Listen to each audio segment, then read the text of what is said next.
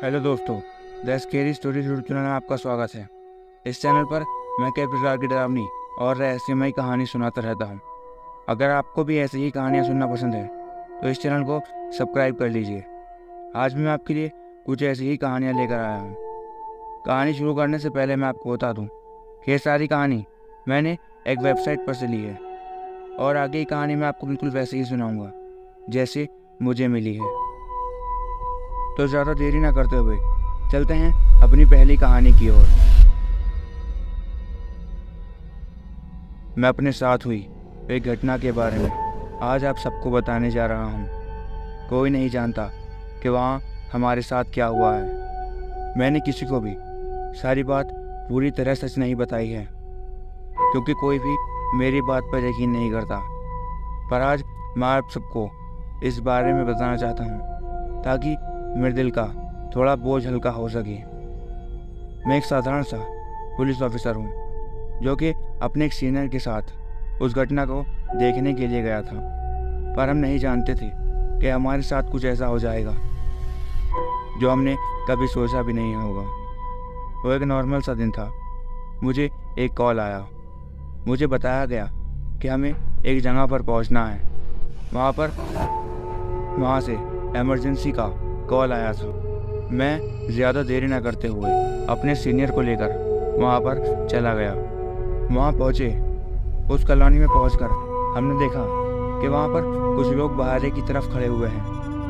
हमने उनके ही पास गए और उनसे पूछने की कोशिश की कि वहाँ पर क्या चल रहा है। तब उन्होंने एक घर की ओर इशारा करते हुए हमें बताया कि उस घर में रहने वाला एक आदमी काफ़ी दिनों से लापता है और रात उसके घर में से कुछ अजीबोगरीब आवाज़ें आ रही थी। साथ ही उसके घर लाइट भी जल रहा था, पर काफ़ी खटखटाने के बाद भी उसने अंदर से दरवाज़ा नहीं खोला। सबसे पूछने पर हमें पता चला कि पिछले कुछ दिनों से उसको किसी ने देखा भी नहीं है। हम ज़्यादा देरी न करते हुए उस घर की तरफ गए और उसे देखने की कोशिश की। हमने काफ़ी ज़्यादा घर खटखटाया और अंदर से किसी ने भी नहीं खोला, जबकि अंदर से टीवी चलने और लाइट जलते हुए हम साफ साफ देख सकते थे। वहाँ पास में ही बनी एक खिड़की से हमने वो दरवाज़ा मास्टर की से खोलने की कोशिश की। हमने बिना किसी देरी किए वो दरवाज़ा खोला और अंदर की तरफ गए। हमने देखा कि पूरा घर साफ सुथरा पड़ा हुआ है और वहाँ की लाइटें जली हुई थी और उसके घर में रखा हुआ टीवी वो भी चल रहा था, पर वहाँ पर कोई भी नहीं था। यहाँ तक कि वहाँ पर किसी के होने का कोई निशान भी नहीं था। काफ़ी चीज़ों पर धूल जमी हुई थी। ऐसा लग रहा था कि बहुत दिनों से वहाँ पर कोई आया ना हो, पर ऐसा कैसे हो सकता था? अगर ऐसा था तो वो टीवी कौन देख रहा था और वहाँ की लाइटें क्यों जली हुई थी? जो भी था, हमने पूरा घर छानने की कोशिश की और देखने की कोशिश की कि वहाँ पर कुछ है तो नहीं, पर हमें नीचे की तरफ कुछ नहीं मिला। वहाँ पर ऊपर भी एक कमरा बना हुआ था। हमें लगा कि हमें वहाँ पर जाकर देखना चाहिए। हम दोनों ऊपर की ओर गए, पर हमें वहाँ पर भी कुछ नहीं मिला। हम नीचे आकर बाहर जाने ही वाले थे कि तभी हमें अचानक से एक अजीब सी आवाज़ सुनाई दी। वो आवाज़ वहाँ पर एक कमरे में से आई थी, पर वो कमरा तो हम पहले ही चेक कर चुके थे, तो फिर वो आवाज़ कहाँ से आई थी? हम उस कमरे में गए और देखने की कोशिश करने लगी कि वो आवाज़ कहाँ से आई है। हम उस कमरे में देख ही रहे थे कि तभी उस कमरे में से नीचे बेसमेंट में जाने का एक रास्ता मिला। वो देखकर हम दोनों बहुत ही ज़्यादा हैरान हो गए, क्योंकि अभी थोड़ी देर पहले ही हमने उस कमरे की अच्छी तरीके से तलाशी ली थी और वहाँ पर वो रास्ता नहीं था। ऐसा लग रहा था जैसे अचानक से यहाँ पर ये रास्ता आ गया हो। हमने बिना सोचे समझे नीचे जाने की तैयारी करने लगे। हम वहाँ से नीचे की ओर गए। नीचे जाकर देखा तो के चारों ओर गंदगी ही फैली हुई है। ऐसा लग रहा था कि काफ़ी समय से इस जगह की सफाई नहीं की गई हो और वहाँ पर कुछ अजीब सा सामान भी रखा हुआ था। हमने वहाँ पर लाइट के स्विच वगैरह ढूंढने की कोशिश की। बहुत देर तक ढूंढने के बाद हमें वहाँ पर लाइट के स्विच मिल गए। हमने वहाँ की लाइट ऑन की। तब हमने वहाँ पर जो देखा वो देखकर हमारे होश उड़ गए। हमने देखा कि उस घर का वो मालिक वहाँ पर बैठा हुआ था। वहाँ पर कुछ डब्बे रखे हुए थे और वो उनके ऊपर ही बैठा हुआ था। पर डरा देने वाली बात ये थी कि इस बार उसके शरीर के साथ उसका सर नहीं था, उसका सर कटा हुआ था। हमने वहाँ आसपास देखा। वहाँ आसपास काफ़ी हड्डियों के ढांचे पड़े हुए थे और कुछ सामान पड़ा हुआ था। उसको देखने से ऐसा लग रहा था जैसे वो कुछ टोने टोटके करने का सामान है। मेरे सीनियर को तो वो देखकर उल्टी भी आ गई। उन्होंने कहा कि यहाँ से निकलना चाहिए और हम यहाँ पर कुछ और लोगों के साथ आएंगे और फिर यहाँ की छानबीन करेंगे। तो हम वहाँ से ऊपर जाने की कोशिश करने लगे। पर जैसे ही हम ऊपर जाने के लिए वहाँ से निकले कि तभी हमें दोबारा से वही आवाज़ आई जो कि हमें ऊपर कमरे में रहते हुए आ रही थी। वो आवाज़ ऐसी थी जैसे कोई हमें अपनी ओर बुला रहा हो। हमने एक बार फिर चारों ओर मुड़कर देखा, तब हमें वो दिखाई दिया जो हमें बुला रहा था। वो देखकर हमारा खून जैसे जम सा गया। हमने देखा कि वो और कोई नहीं, उसी इंसान का सर है जिसका शरीर वहाँ पर बिना सर के बैठा हुआ था। ये देखकर हम बहुत ही ज़्यादा डर गए। हम वहाँ से भागे और भागकर हम उस घर से बाहर आ गए। वो नज़ारा देखकर मैं इतना ज़्यादा डर चुका था कि मैं वहाँ से जितना ज़ोर से हो सकता था वहाँ से भागा। मैंने अपने सीनियर पर भी ध्यान नहीं दिया कि वो मेरे साथ बाहर आए हैं या नहीं। बाहर आने पर मैंने देखा कि मेरे सर मेरे साथ नहीं थे। मैंने बाहर आकर किसी को कुछ नहीं बताया, सिर्फ अपनी मदद के लिए और पुलिस वालों को वहाँ पर आने के लिए कह दिया। मैंने उन्हें बताया कि यहाँ पर मदद की ज़रूरत है और वो यहाँ पर आ जाएं। इतना कहकर मैंने अपने सर को आवाज़ लगाने की भी कोशिश की और उनका कोई जवाब नहीं आ रहा था। मेरे अंदर इतनी हिम्मत नहीं हो रही थी कि मैं उन्हें जाकर देख सकूं कि वो कहाँ पर हैं और वो क्यों वहाँ से बाहर नहीं आए।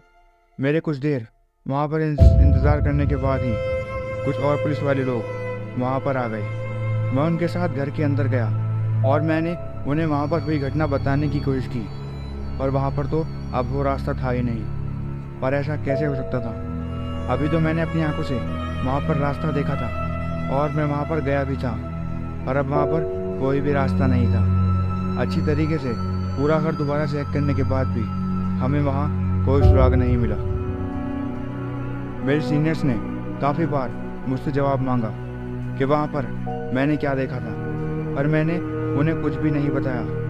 मैं उन्हें बताता भी तो क्या, मेरी बात पर कौन यकीन करता ऐसी फालतू की बातों पर। ये राज मैंने अपने दिल में ही रखा। काफ़ी समय तक उस आदमी को भी ढूंढने की कोशिश की गई, पर वो कैसे मिलता।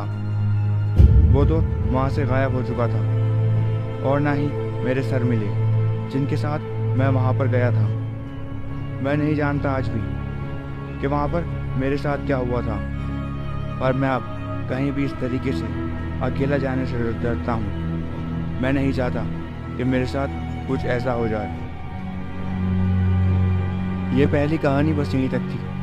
अब बढ़ते हैं आज की दूसरी कहानी की ओर। ये घटना जो मैं आपको बताने जा रहा हूँ, ये मेरे साथ लगभग 2 साल पहले हुई थी। उस समय मैं जहाँ पर काम किया करता था वहाँ के बारे में वैसे ही बहुत सारी अफवाहें फैली हुई थी, पर मैंने उनके ऊपर कभी यकीन नहीं किया। ना ही मेरे साथ कोई ऐसी घटना हुई जिनसे मैं उन सारी बातों पर यकीन करता। जहाँ मैं काम किया करता था वहाँ पर रात को किसी का भी रुकना या काम करना बिल्कुल मना था। को यहाँ पर काफ़ी नेगेटिव एनर्जी रहती है और इसी वजह से लोगों को यहाँ पर काफ़ी अजीबोगरीब चीज़ें दिखाई देती है, पर मैंने इन सब बातों पर कभी यकीन नहीं किया था क्योंकि मेरे साथ कोई ऐसी घटना भी नहीं घटी थी। पर एक रात कुछ ऐसा ही हुआ। मैं अपने काम में इतना मगन था कि मैं भूल गया कि काफ़ी रात हो चुकी है। मेरे साथ के सभी लोग जो कि वहाँ पर काम किया करते थे वो भी वहाँ से जा चुके थे। बिल्डिंग बंद करने का समय हो चुका था। वहाँ के वॉचमैन ने मुझे बताया भी कि आपको देर रात तक वहाँ रुकना नहीं चाहिए, पर मैंने उसकी नहीं सुनी। मैंने कहा मुझे कुछ और देर का काम है और मैं जल्दी ही यहाँ से चला जाऊँगा, पर मैं अपने काम में इतना बिजी था कि मुझे पता ही नहीं चला कि कब रात के 12 बज गए। मैं जानता हूँ कि ये घटना जो मैं आपको बता रहा हूँ ये इतनी डरावनी नहीं है, और जो उस समय मेरे साथ हुआ मैं उससे काफ़ी ज़्यादा परेशान हो गया था। तो हुआ कुछ ऐसा था कि रात को ये वहाँ पर काम करते करते मुझे रात हो चुकी थी। मैंने घड़ी की ओर देखा तो देखा कि 12:15 हो रहे थे।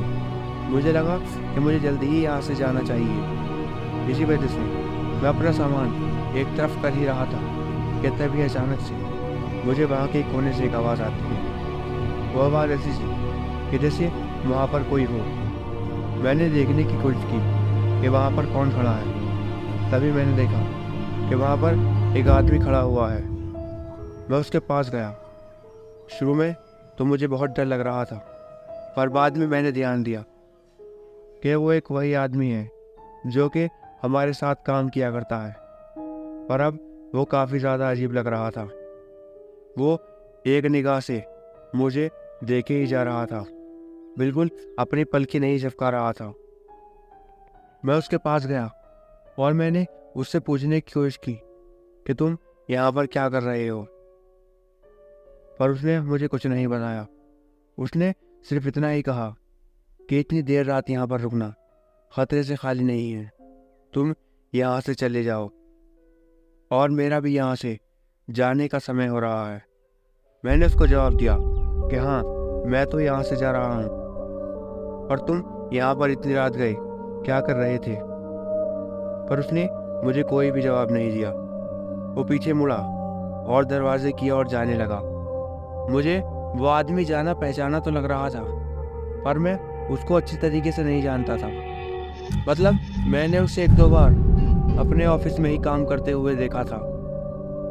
मैं उसके बारे में ज़्यादा कुछ नहीं जानता था। इसी वजह से मुझे उस समय उससे बिल्कुल भी डर नहीं लगा। वो भी चुपचाप वहाँ से निकल गया। मैंने भी अपना सामान वगैरह लिया और मैं वहाँ से निकल गया। उस रात मैं सही सलामत अपने घर पहुँच गया था। अगले दिन जब मैं सुबह उठा तो मेरी थोड़ी तबीयत ख़राब थी। मुझे ऑफिस जाने का मन भी नहीं कर रहा था, पर जो कि कुछ ज़रूरी काम था, इसी वजह से मैंने ऑफिस जाने का फ़ैसला किया। मैं ऑफिस में गया तो मैंने देखा कि ऑफिस में काफ़ी ज़्यादा भीड़ हो रही थी और वहाँ पर पुलिस भी आई हुई थी। सबसे पूछने पर मुझे अपने साथ काम कर रहे कर्मचारियों से पूछने पर पता चला कि वहाँ पर कुछ गड़बड़ हुई है। उन्होंने मुझे बताया कि वहाँ की स्टोर रूम में उन्हें किसी की लाश मिली है। मैंने उससे पूछा कि उन्हें वहाँ पर किसकी लाश मिली है। तब मेरे दोस्त ने मुझे फ़ोन में उसका फ़ोटो दिखाया। वो वही था। मुझे उसका नाम तो नहीं पता था, पर मेरे दोस्त ने मुझे उसका नाम जॉन बताया था।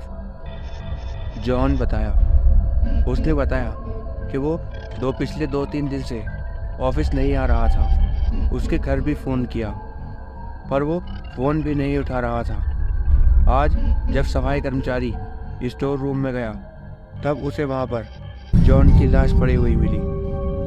पर मैंने अपने दोस्त से कहा कि ऐसा कैसे हो सकता है, क्योंकि मैं अभी पिछली रात ही तो उससे मिला था, पर ऐसा कैसे हो सकता था। पुलिस के मुताबिक उसकी मौत को काफ़ी समय बीत चुका था, पर ऐसा कैसे हो सकता था। अभी पिछली रात ही तो जॉन मुझसे मिला था और उसने मुझसे यहाँ से जाने के लिए कहा। मैंने अपने दोस्त को, जो कि मेरे साथ वही काम करता है, उसको वो सारी बात बताई। वो मेरे ऊपर हंसने लगा, और बाद में शायद वो भी समझ चुका था कि यहाँ पर ऐसी घटनाएं होती रहती हैं। अपने दोस्त के मुँह से ये बात सुनकर पहले तो मुझे हंसी आई कि वो कैसी बातों पर यकीन करता है, क्योंकि आज से पहले मैं ऐसी बातें सुन तो चुका था, पर कभी भी ऐसी बातों पर यकीन नहीं करता था। फिर बाद में जॉन की बॉडी पोस्टमार्टम के लिए चली गई। वहाँ पर से आने के बाद पता चला कि उसकी मौत को लगभग 3 दिन गुजर चुके हैं। ये बात सुनकर मैं भी काफ़ी ज़्यादा हैरान हुआ और जब मुझे भी इस बात पर यकीन हुआ कि रात में जिससे मैं मिला था वो शायद वही था जो कि मुझे वहाँ से भेजने के लिए आया था, जिससे कि मेरे साथ कुछ गलत ना हो। मेरी ये कहानी बस यहीं तक थी। मुझे ज़्यादा डरावनी तो नहीं थी, पर जैसे जॉन मेरे लिए आया था, पर जैसे मैं उस आदमी से मिला था, या वो जो भी कोई चीज़ थी, मैं आज भी समझ नहीं पाया हूँ कि वो वहाँ पर क्यों आया था और उसने मुझसे जाने के लिए क्यों कहा।